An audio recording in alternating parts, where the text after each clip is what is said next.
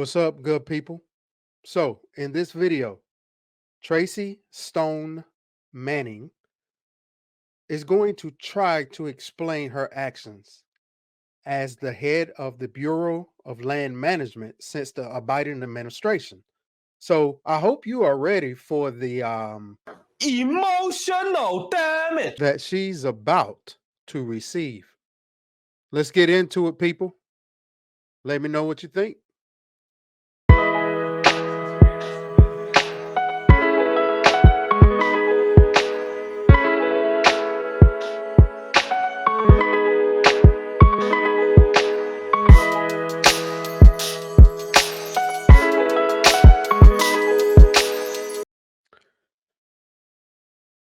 Mr. Chairman, thank you for holding this important hearing. Look, this is the first time that Ms. Stone Manning has appeared before the committee in 3 years. The Director of Bureau of Land Management has a profound impact on the people of my home state in Wyoming. I saw it and heard about it last weekend in Wyoming as I met with the Wyoming Mining Association and with the Wyoming Stock Growers Association, our ranchers. Heard about it again last night on a conference call with each of our Wyoming County commissioners from each and every one of our 23 counties. And it's because nearly half of the land in Wyoming is owned by the federal government. And nearly 70% of the minerals in Wyoming are owned by the federal government. And the director manages most of this land. In Wyoming, the director's decisions have a significant effect on people's jobs, on their family budgets, on the quality of public education, and on our entire state's economy. That is why I find Ms. Stone Manning's record and her unwillingness to appear before us until now so very troubling. Since 2021, Ms. Stone Manning has been busy making decisions which will crush Wyoming's economy and lay waste to our local communities in the years ahead. And the examples abound. In August of 2023, the Bureau's Rock Springs field office issued a resource management plan that would devastate communities in southwest Wyoming. This is the home of some of the nation's largest deposits of natural gas and a mineral called trona. These resources support tens of thousands of good-paying jobs. Under this plan, the Bureau would lock up over 2 million acres of federal land from productive use. It would prohibit future energy and mineral development, prohibit grazing, and even recreation. Recreation. The governor, the state legislature, our entire congressional delegation, and the county commissioners all strongly oppose the Bureau's plan. We know what will happen if the plan goes forward. The director is making similar decisions in other parts of our state. Last month, the Buffalo field office issued a proposal to end new coal leasing in the Powder River Basin. Last year, the Powder River— I want to say thank you for your strong statement on the RICA legislation yesterday and for your leadership on this issue. It's much appreciated.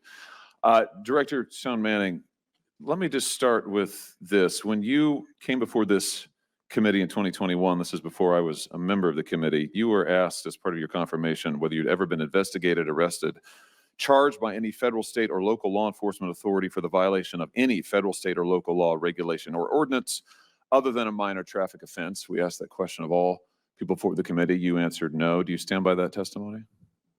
Senator, I do stand by that testimony and was proud to be confirmed to do this job. What's tree spiking, Director?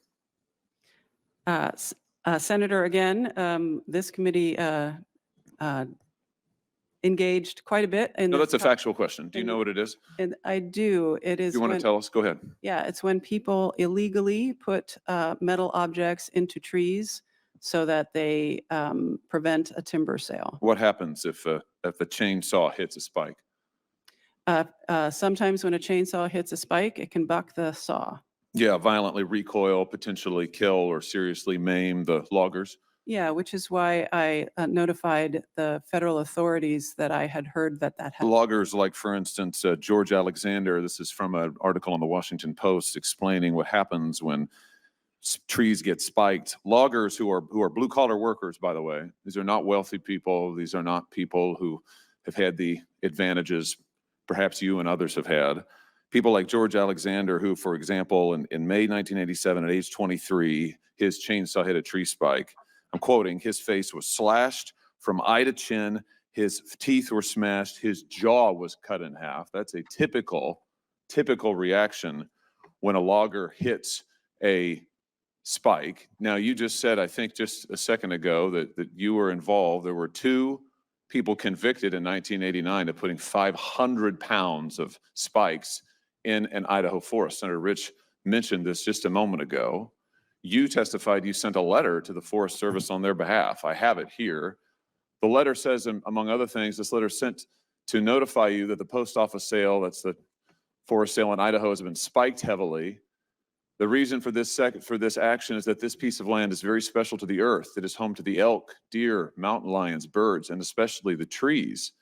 It goes on, I would be more than willing to pay you $1 for the sale, but you'd have to find me first, and that could be your worst nightmare. P.S. You bastards go in there anyway, and a lot of people could get hurt. Why'd you send this?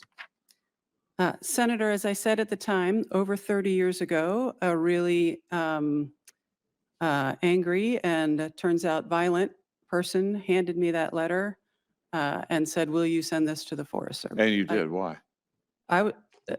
What you just talked about in 1987 to a logger, this is 1988, 9. I understood that people could get hurt. Why did you notify the federal authorities? was- Why did you send this threatening letter on behalf of these 2 men who were convicted of crimes? I was terrified of them and wanted no involvement with them. You wanted no involvement, but you sent a letter that says you bastards go in there anyway, and a lot of people could get hurt? Why didn't you just contact the FBI or anybody, any local authority? Because the person who did this act threatened people's lives if they disclosed who did it. Yeah, in fact, you were investigated for being involved, weren't you? Here we have a letter sent to this committee from the special agent of the USDA Forest Service, Michael Merkley, who was in charge of the investigation. He says, and he details this in the letter to this committee, that he investigated you for your involvement. He says, and I'm going to quote now, grand jury subpoenas were issued for hair samples, handwriting exemplars, fingerprints. These subpoenas were served on persons suspected of being involved, having knowledge of the incident, including Ms. Tracy Stone Manning. You've testified you were never investigated ever for anything. Why'd you lie to this committee? Senator, this committee delved deeply, went into the court records where I testified against these men. Were you issued subpoenas? No. You were not issued subpoenas? I was issued a subpoena to appear before a grand jury with Really? with Because about 13 here's what he people. says.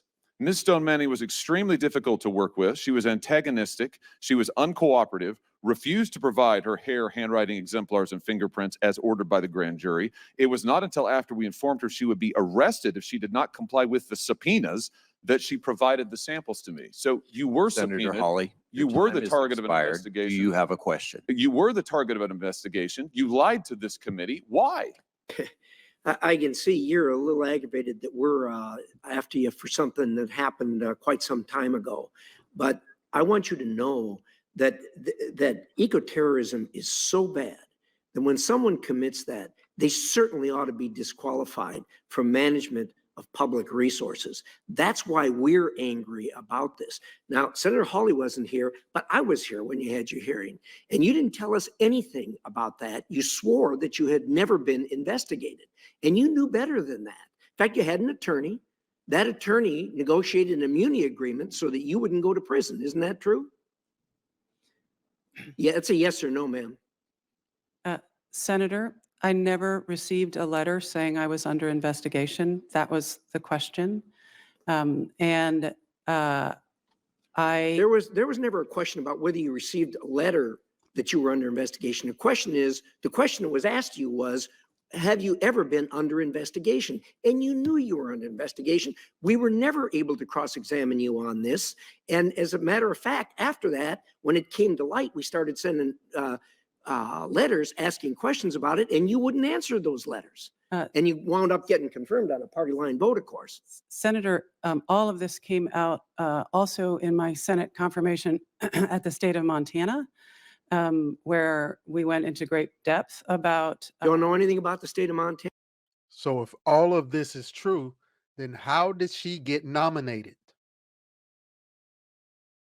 Somebody answer that question for me. And I'm talking about sitting right here looking like this, where you were trying to become the head of the Bureau of Land Management.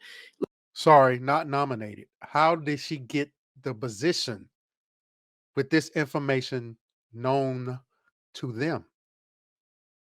Let me say something else that really troubles me is the lack of remorse of your involvement in this. You're saying, oh, I was handed a letter and I had to send it because I was scared.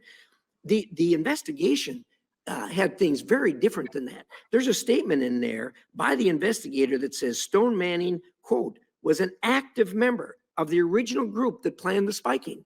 There is a quote in here from a witness who overheard you. She said that she had overheard we're in a conversation where Ms. Stone Manning, along with other co-conspirators, planned the tree spiking and discussed whether to use the ceramic or metal spikes in the trees. We all know how important that is, whether you use metal or ceramic. Lastly, the ringleader of the whole thing, Mr. Blunt, said after your hearing, and you said, oh, well, I didn't know anything about this till he handed me the letter. He said, this is the ringleader of your conspiracy, said, quote, she knew about it far in advance, a couple of months before. So your lack of remorse here is despicable, to be honest with you. Senator, I have to say for the record, none of what you just said is true. Well, somebody sure thought it was. And Did you sign an immunity agreement? I actually couldn't tell you the difference between a ceramic and a metal spike. I actually don't know the difference. Well, the difference, as you know, is when they go through the mill, they're x-rayed, and if there's metal in it, they'll be able to kick it out. If you put a ceramic spike in, they'll never pick it up and it'll kill mill workers. That's the difference between ceramic and metal, and they overheard you having this conversation with someone else. Look, I can't tell you how deeply disappointed I am, not only in what you've done. You wanted us to look at the last 3.5 years.